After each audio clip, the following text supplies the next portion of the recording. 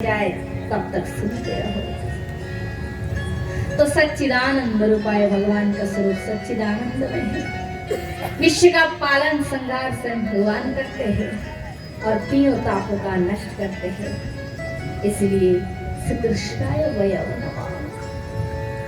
कृष्ण की हो जाओगे तो कैसा डर, वो हर समय तुम्हारे साथ है। तुम उनको एक बार खुद को देकर तो देखो। अरे दुनिया पे तो करोड़ बार भरोसा किए, एक बार भगवान पे भरोसा करके तो देखो। माला माल हो जाओगे। कृष्ण इतने दयालु है, इतने करुणामय है, अपने भक्तों को कभी अकेला नहीं छोड़ते हैं।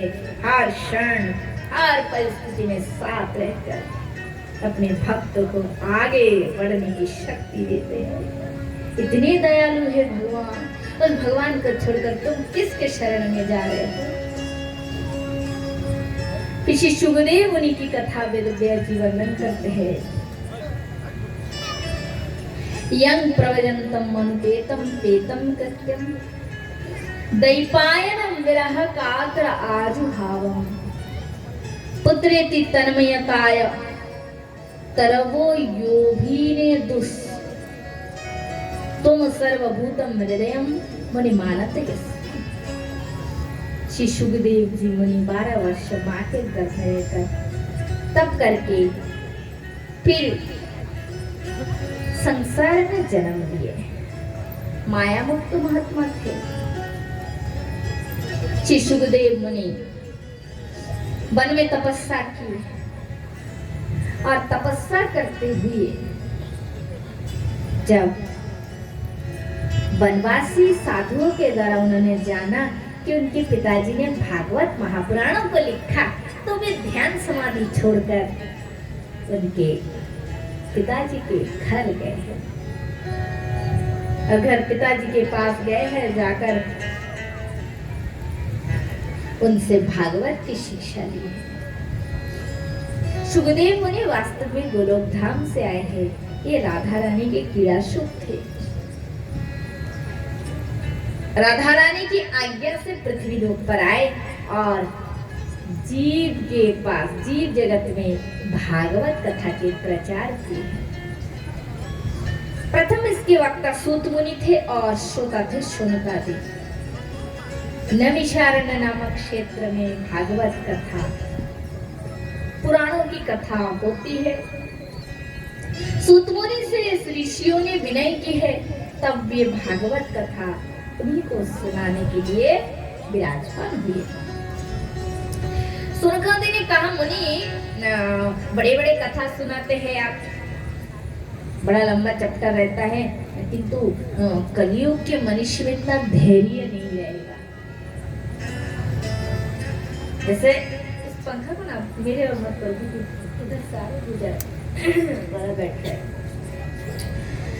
सनकादि ऋषिगण कह रहे हैं, क्या कह रहे हैं कि वार्षिक कथा, भागवत कथा पहले कैसे थे? 1 साल के लिए 365 दिन। बोले ना ना ना, 1 साल कथा रहेगा, कौन सुनेगा? कलयुग के मनुष्य में इतना धैर्य ही नहीं है। ठीक है, तो इसको 1 महीना कर दिए। कितना की? 1 महीना।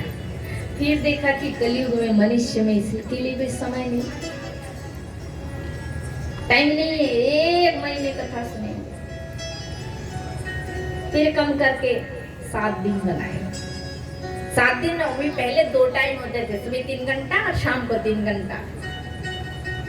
मैं जब पहली वृंदावन गई थी ना, वहां उसी टाइम भी 3-3 घंटा 6 घंटा कथा होती थी। 9 से 10, 11, 12 और 3 से 6, 2 टाइम। आजकल लोगों में उतना भी टाइम नहीं, तो 1 टाइम करती है। अब पता नहीं इस 1 टाइम का भी भविष्य में क्या होगा, ये तो राम ही जाने।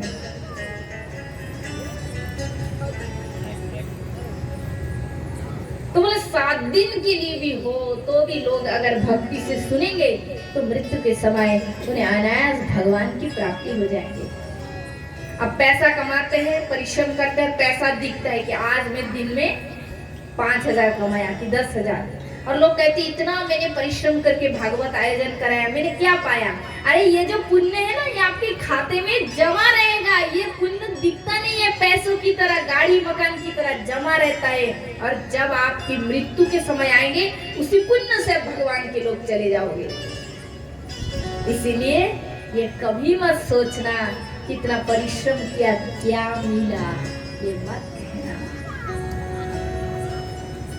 जैसे खाना हम लोग खाते हैं, हम लोग जब भात खाते हैं कि नहीं, तो खाने के बाद हमारे सारे शरीर में शक्ति संचार होता है। शक्ति दिखाई देता है क्या? दिखाई नहीं देता, लेकिन तो हम अनुभव करते हैं। बाल्टी के पानी बाल्टी उठा लेते हैं, फील करते हैं, अरे शरीर में ताकत भरा है। तो उसी प्रकार पुण्य दिखाई नहीं देता है, ये अनुभव किया जाता है। इसीलिए जितना कर सकते हो करो। अर्थ का सदुपयोग है सत्काम में, इसलिए सत्कर्मों करो। यही करोगे तो यही साथ जाएगा। ये मैं नहीं कहती हूँ खाली करो, जितना के सामर्थ्य में करो, सामर्थ्य से लेकर करो, क्योंकि यही साथ जाएगा, यही आपको भगवान के लोग पहुंचा देंगे। और जिन लोग जीवन में भागवत कथा सुनते भी नहीं, कराते भी नहीं, वो यमराज के पास जाते, यमदूत कल की कथा में आएंगे। जिन लोग भागवत नहीं सुनते, भजन नहीं करते, यमदूत किस प्रकार उनको ले लेकर नरक यमराज के पास ले जाते हैं। ये कथा कल आएगी, आप सुनना। तो महाराज 7 दिन के लिए कथा है। सूत मुनि शौनकादि ऋषियों को भागवत कथा सुना रहे हैं। उन्होंने कहा कि नारद मुनि दुखी होकर एक बार विशालापुरी में विराजमान थे। एक बार क्या हुआ था, शौनकादि ऋषि मुनि के संग नारद जी का भेंट हो गया। तो लघुन यानानि जातानि गौरवण इदमहं तदा ऋषिगण सर्व विस्मय परण्ययु। भागवत की इतनी शक्ति है कि ब्रह्मा जी ने भागवत को जब तोला, ऐसे तराजू में नापते हैं ना दुकान में, तो एक और भागवत को रखा और एक और बहुत सारे ग्रंथ शास्त्र को रखे। तो जैसे ही रखे तो भागवत का पल्ला भारी होकर नीचे आ गया। तब ब्रह्मा जी ने कहा, हे देवगण, ये भागवत महापुराण है, ये कोई पोथी किताब नहीं है। तो क्या है? बोले तेन या वांगमय प्रतिमूर्ति प्रत्यक्ष वर्तते हरे। ये भागवत साक्षात श्री कृष्ण का स्वरूप है, इसे प्रणाम करो। तब समस्त देवगण ने भागवत को प्रणाम किया, क्योंकि कृष्ण भगवान जब अपने लोक चले जाने वाले थे ना द्वापर युग में, तो उद्धव जी ने कहा कि फिर आगे कलयुग आएगा तो लोगों की मुक्ति कैसी होगी। तो भगवान कृष्ण भागवत में पूरा अपनी शक्ति दे दिया और उन्होंने कहा कलयुग में जो बार बार भागवत कथा सुनेंगे उसकी मुक्ति अनायास हो जाएंगे। बोलो राधे। सबसे ज्यादा फल कराने वालों की मिलती है, क्योंकि अगर आयोजन ना करे तो श्रोता कैसे सुनेंगे। सबसे बड़ा है वक्ता, उससे भी बड़ा है श्रोता, क्योंकि श्रोता ना होने से वक्ता किसको कहेंगे। सबसे बड़ा है वक्ता, उससे बड़ा है श्रोता, श्रोता से बड़ा है आयोजन करता। बोलो राधे राधे। तो जी सनकादि ऋषि ने नारद मुनि को विशालापुरी में देखकर कहा, आप दुखी क्यों हैं? बोले कलयुग में मनुष्य भ्रष्टाचारी हो गए, अधर्म पाप में ज्यादा रुचि है, कहीं पे हरिनाम कीर्तन की ध्वनि सुनाई नहीं देता, मेरा मन बहुत व्याकुल हो गया। तब इसे देखकर मैं वृंदावन गया। बोले वृंदावन जाकर देखता हूँ वहां क्या हो रहा है। वृंदावन में गया और जमुना नदी के तट पे एक स्त्री बहुत दुखी होकर रो रही थी। मैंने स्त्री से पूछा तुम कौन हो? तो स्त्री ने कहा मैं भक्ति देवी हूँ। भो साधम खनम तिष्ठम अश्चितम विनाशम। नारद मुनि जाने वाले थे, भक्ति देवी ने कहा रह जाइए, क्योंकि विपत्ति के समय साधु का दर्शन बड़े भाग्य से मिलता है। तो नारद मुनि ने कहा तुम्हारा दुख क्या है? बोले कली के प्रभाव से मेरे पुत्र ज्ञान और वैराग्य बुरा हो गया, बुरे हो गए, मैं बहुत दुखी हूँ, क्या करें? तब नारद मुनि ने कहा शोक मत करो, हे देवी मैं उपाय करता हूँ। नारद मुनि ने बहुत प्रकार से उपाय किए किंतु भक्ति देवी के पुत्र ठीक नहीं हो पाए। अंत में एक साधु के कहने से वे, साधु ने क्या कहा? एक साधु ने कहा कि एक ऐसा महात्मा मिलेगा जो छोटे छोटे होंगे, उम्र में छोटे होंगे, बस ज्ञान बहुत होंगे, ये महात्मा जब आपको मिलेंगे तो वही आपके दुख के कारण बता सकते हैं। दुख से जो भक्ति देवी की दुख की मुक्ति कैसे होगी यह बता सकते हैं। नारद मुनि ने बहुत शास्त्र पढ़ा किंतु कुछ काम नहीं हुआ। अंत में उस साधु को ढूंढने के लिए चल पड़े और ऐसे करते करते जब बद्री वन में गए तो वहां सनकादि ऋषियों का दर्शन हुआ। तो सनकादि ने क्या खाली भागवत कथा कराना है और कुछ नहीं। तो नारद जी ने कहा मैंने कितना चेष्टा की, मैंने कितना उपाय किए, भक्ति देवी के पुत्र ठीक नहीं हुए, भागवत से क्या होगा? तो सनकादि ऋषि कहते हैं नारद जी देखो, एक पेड़ में ही फल आता है किंतु फल में जो स्वाद है वो पेड़ के पत्ता में, फूलों में, डाली में नहीं होता है। पेड़ के बिना फल नहीं है किंतु फल में जो स्वाद है वो वृक्ष के पत्ता में, फूलों में है क्या? नहीं है। तो वेद के बिना भागवत नहीं है, वेद से ही आया भागवत, किंतु भागवत में जो रस है वो वेद में नहीं है। बोला राधे। इसलिए केवल भागवत का पाठ करने से ही सब ठीक हो जाएंगे। तब हरिद्वार के आनंद नामक घाट पर ले गए, वहां भागवत कथा प्रारंभ हुई। भक्ति देवी के दोनों पुत्र भागवत कथा सुनते मात्र ही सुस्तता लाभ किए। हाँ दे सकते, देखो 10 रुपया में 1 रुपया है, 4-5 रुपया है, 9 रुपया तक है, फिर जाके 10। तो भागवत सब दे सकते हैं। तुम चाहो तो भक्ति भी मांग सकते हैं, आप चाहो तो संसार भी मांग सकते हैं। भागवत से जो मांगोगे वो देंगे, क्योंकि भागवत तो कल्प वृक्ष है। तो महाराज भक्ति देवी के दोनों पुत्र स्वस्थ हो गए। भगवान प्रकट होकर सब ऋषि मुनि को वर दिया। मुनियों ने कहा जहां जहां भागवत होती है वही आप भक्तों को दर्शन देना, भक्त की ऊपर कृपा दृष्टि देना। भगवान ने कहा तथास्तु, जहां जहां भागवत कथा होगी और मेरी चर्चा में भक्त श्रोता और भक्त डूब जाएंगे, वहां मैं अनायास प्रकट होकर सब भक्त को कृतार्थ करूंगा, ये मेरा वरदान है। खाली कथाओं से नहीं होंगे। हम लोग भागवत लेके बैठे, इधर 3 घंटा संसार की चर्चा, चैप्टर खोल दिए, उस नेता का चैप्टर खोल दिए, समाज की चैप्टर खोल दिए। भगवान आएंगे उस कथा में? कदापि नहीं। जहाँ विशुद्ध भक्ति प्रेम भाव चरम में पहुंच जाते, भक्त श्रोता और वक्ता भक्त सब एक हो जाते प्रेम में, तब जाके भगवान ऊपर से नीचे आकर आकर्षण से खींचाते हैं और फिर भगवान भक्त में एकाकार हो जाते हैं, समा जाते हैं। तो ऐसी कथा होनी पड़ेगी, तब जाके भगवान आएंगे।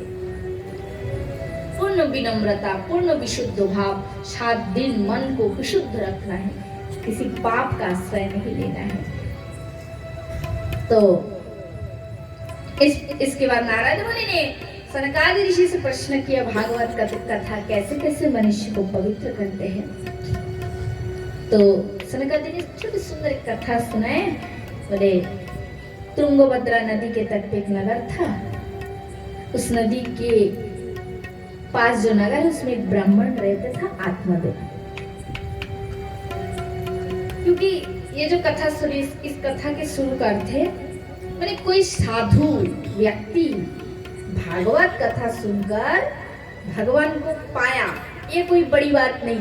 क्या पापी से पापी मनुष्य भागवत कथा सुनकर भगवान को पा सकता है?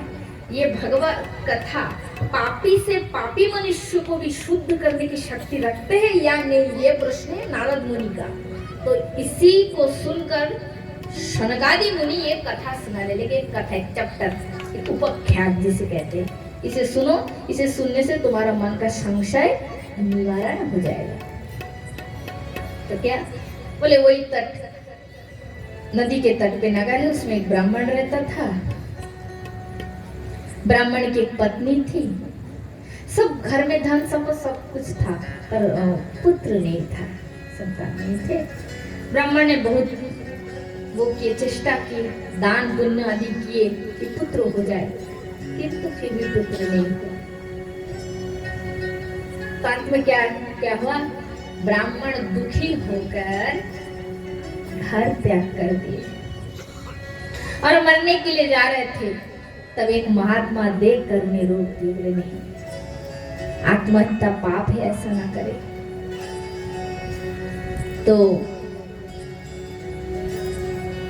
ब्राह्मण ने कहा, मैं जीना ही नहीं चाहता हूँ, पुत्र नहीं तो जीकर क्या करूं।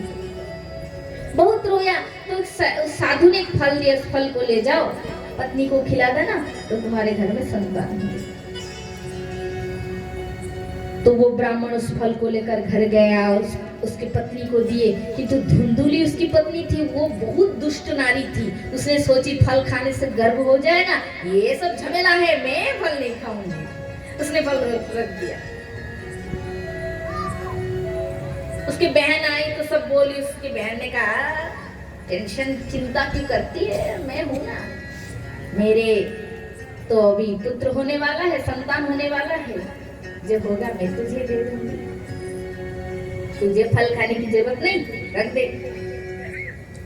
धुंधुली ने उस फल की परीक्षा के लिए अपने घर में गाय थी, उस गाय को खिला दिया। बोले देखते हैं साधु के वरदान में क्या ताकत है। धुंधुली ने फल रख दिया, गाय को खिला दिया। उसने सोची ये फल खाऊंगी, गर्भ हो जाएगा, गांव में डकैती चोर आएंगे तो मैं कहाँ भागूंगी, और ये गर्भ होने से कुछ खाया पिया नहीं जाता, मेरी विचार में तो बांझ स्त्री परम सुखी है। यही सोच के उस फल की ओर वो देखी नहीं। अब कुछ दिन बाद उसके बहन ने एक पुत्र को जन्म दिया। उसके बहन ने उस पुत्र को धुंधुली को दे दिया और धुंधुली ने बदले में कुछ धन उसकी बहन को देकर विदा कर दिए। पंडित जी को कुछ भी मालूम नहीं। पंडित जी सोचा हमारे घर में पुत्र हुए, वे तो बहुत सुखी हुए। अगर में पूरा ढिढोरा पिटा है, खूब बाजा बज रहे, उत्सव हो रहा है, नाचा गाना हो रहा है, सब तो खिलाया पिलाया जा रहा है। धुंधुली ने अपने पुत्र का नाम धुंधकारी रख दिया। इधर कुछ महीने बाद उस गोमाता ने भी, गाय ने भी एक पुत्र को जन्म दिया। वो देखने में पूरा मनुष्य जैसा था, केवल उसके कान गाय के जैसे थी। इसलिए पंडित जी ने उस बालक का नाम गोकर्ण रख दिया। समय से गोकर्ण जी और धुंधकारी बड़े हुए। गोकर्ण जी बड़े साधु स्वभाव के हुए, किंतु धुंधकारी भारी दुष्ट हुआ। डकैती करना, चोरी करना, मारना, पीटना, यही उसके स्वभाव था। तो महाराज ऐसे करते हुए आत्मदेव को एक दिन बहुत मारा है, पैसे के लिए, धन के लिए।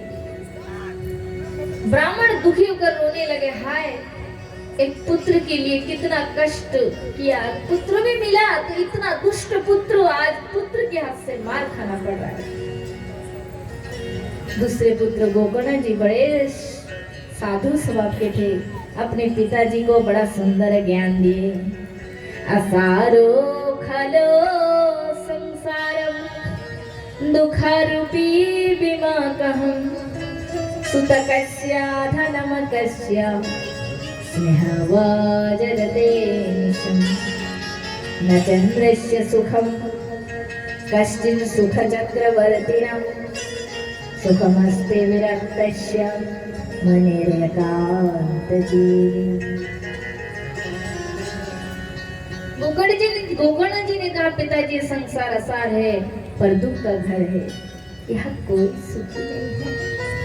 पिताजी राजा समझते इंद्र सुखी है, इंद्र समझता है ब्रह्मा सुखी है, ब्रह्मा समझते शंकर सुखी है, किंतु संसार में कोई सुखी नहीं। जिसको सुख की लालसा ही नहीं, ऐसे महात्मा जन ही सुखी है। सब छोड़ दीजिए पिताजी, ये संसार आपका नहीं है। मेरा पुत्र पुत्र कहकर पागल मत होइए, आपका नहीं है। सब कुछ मोह को त्याग करके पंडित वन में चले गए और भगवान का आराधना करते हुए भगवान के चरणों को प्राप्त किए। इधर वो जो छोटा भाई हो तो वैसे ही दुष्ट उत्पात कर रहा है, बहुत शैतानी कर रहा है। उसके माँ को भी मारा, माँ बेचारी कुआं में कूद कर मर गई। और कुछ स्त्रियों को रखा, धन की लालसा में स्त्रियों ने उसे ही फंसाकर मार दी। धुंधुकारी एक तो ब्राह्मण था, ऊपर से इतना पाप किए, फिर अकाल मृत्यु हो गई। जिसे उल्टा नारी कहते हैं ना, बहुत सारी स्त्रियों को रख ली, उसकी पत्नी नहीं थे, दुष्ट नारियों को। पैसे की धन के लोभ में उन नारियों ने उसके गले में रस्सी बांध कर उसे मार दिया। अकाल मृत्यु हो गई, प्रेत बनकर घूमने लगा। अब महाराज बहुत दिन बाद गोकर्ण जी तीर्थ यात्रा करके घर आए तो वो प्रेत बार बार उसके सामने आने लगे। गोकर्ण जी ने पूछा, तुम कौन हो, ऐसा क्यों कर रहे हो? रोते हुए कहा कि मैं आपका भाई हूँ, मैंने बहुत पाप किया जीवन में, इसका परिणाम आज प्रेत बनकर भटका। तुम तो साधु हो, इस कष्ट से मुझे कुछ बचाओ। तब गोकर्ण जी ने कहा, ठीक है, मैं कोई उपाय करता हूँ। और कहा, भाई तुम्हारे मृत्यु की खबर सुनकर तो मैं गया में जाकर पिंड दिया था, क्या पिंड से मुक्ति नहीं हुई? बोले, एक क्या 100 पिंड देने से भी मेरी मुक्ति नहीं होगी, इतना भारी पाप हो। तब गोकर्ण जी ने बहुत उपाय सोचे, किंतु कोई उपाय काम नहीं आया। अंत में सूर्य भगवान की शरण लिए तो सूर्य भगवान ने कहा, भागवत साप्ताहिक ज्ञान यज्ञ का आयोजन करने से तुम्हारी भाई की मुक्ति हो जाएगी। तब गोकर्ण जी ने कार्तिक महीना शुक्ल पक्ष नवमी तिथि दिन भागवत कथा कराए और उस प्रेत को बुलाए। प्रेत बैठने गया, हवा रूप उड़ जाता है, एक बांस में बैठ गया। बांस होता है ना, बांस लंबा लंबा, बांस में बैठ गया। बांस में बैठकर भागवत कथा सुनी। पहले दिन की कथा में पहला गाठ, दूसरे दिन की कथा में दूसरा गाठ।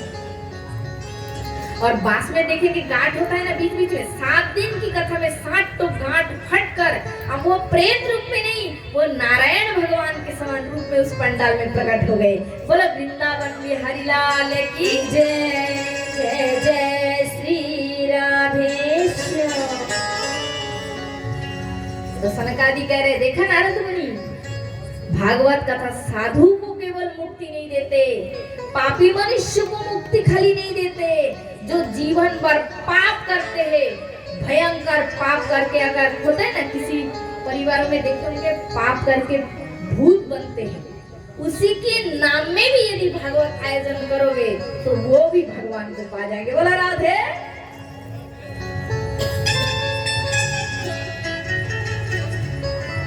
उसी के नाम में तो ये अब तो भगवान के धाम जाने के लिए तैयार हो गए। अब तो महाराज पार्षद आया विमान लेकर। गोकर्ण जी ने पूछा, मेरे भाई तो अकेला नहीं सुने, हजार हजार लोग भी सुने थे, और विमान कहाँ है? तो पार्षद ने कहा, इसने जिस प्रकार एक निष्ठ होकर 7 दिन कथा श्रवण किए, वैसे बाकी श्रोताओं ने नहीं किए। घर गए, भूल गए, संसारी चर्चाओं में डूब गए। इसने अनन्य भाव से श्रवण के बाद उस कथा का चिंतन किए, इसलिए इसके लिए बीमार आया है। क्योंकि कर्म में जब भेद होता है ना, तो फल में भी भेद हो जाता है।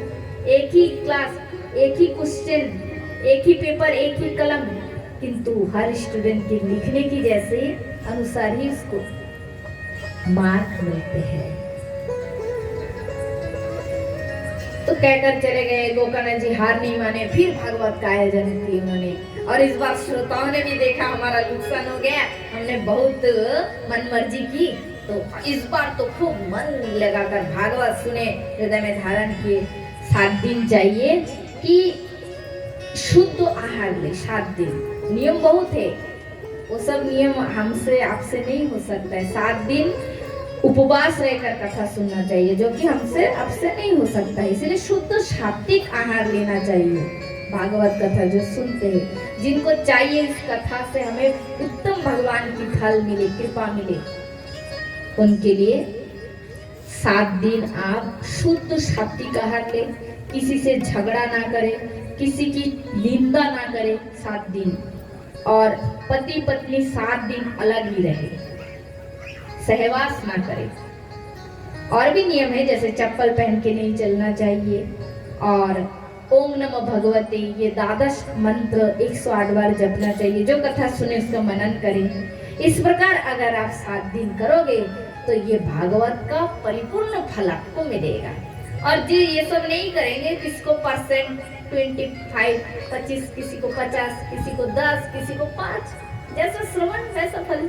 और जो ऐसा पूरा नियम से करेंगे, इसको पूरा हमारे बंगाली में कहते हैं ना, 16 आना, तो 16 आना फल आपको मिलेगा। ठीक, तो पूरी कथा श्रोताओं ने सुने, और कथा सब ठीक ठीक सुनना हुआ। अंतिम दिन हजार विमान उस पंडाल में आ गए, और सारे भक्त भगवान के दर्शन मात्र से नारायण के समान रूप को प्राप्त किए, नारायण भगवान के समान स्वरूप हुए। सब अपने अपने विमान में बैठ गए, और गोकर्ण जी के लिए श्री कृष्ण भगवान स्वयं विमान लेकर आए, और उनसे कहा कि तुम तो परम साधु हो, तुम्हारे लिए हजार भक्त जा रहे हैं, क्या तुम बाकी रहोगे? आओ प्यारे आओ। उनके हाथ पकड़कर अपने विमान में बिठाकर भगवान श्री कृष्ण अपने नित्य धाम आनंद करते करते चले गए। बोलो वृंदावन बिहारी लाल की जय। जय जय श्री राधे। कोई मनुष्य अगर अधोगति को प्राप्त करे मरने के बाद, तो उस परिवार में एक भारीपन होता है, उसके मुंह काला हो जाता है। और जो गोलोक जाता है ना, भगवान के लोग आनंद, उसके मरने के बाद उसके चेहरे में एक आनंद ज्योति छाया रहता है। क्यों? ये जीवन भर भजन साधन करके भगवान के पास गए। और दुष्ट मनुष्य मरने के बाद वो वातावरण नहीं होता, उसके चेहरे में भी वो झलक नहीं होते हैं। इसीलिए अभी से चेष्टा करो कि हमारा जो जीवन के अंतिम सीढ़ी में ये जीवन यात्रा हम अगर अच्छे से करें, तो हमारा अंतिम समय परमानंदमय हो, सुखमय हो, जिस सुख का कण कण हम अनुभव कर सके। बोलो राधे राधे। तो भक्तजन, कुछ पाने के लिए चेष्टा करना पड़ता है, कुछ खोना भी पड़ता है। तो अगर हम चाहते हैं कि हमें भी भगवान की अनंत चरण की प्राप्ति हो, परम शांति हो, प्राप्त हो, तो हमें चेष्टा करना चाहिए। कथा सुनो, भजन करो। तो आज की कथा पे विश्राम होती है।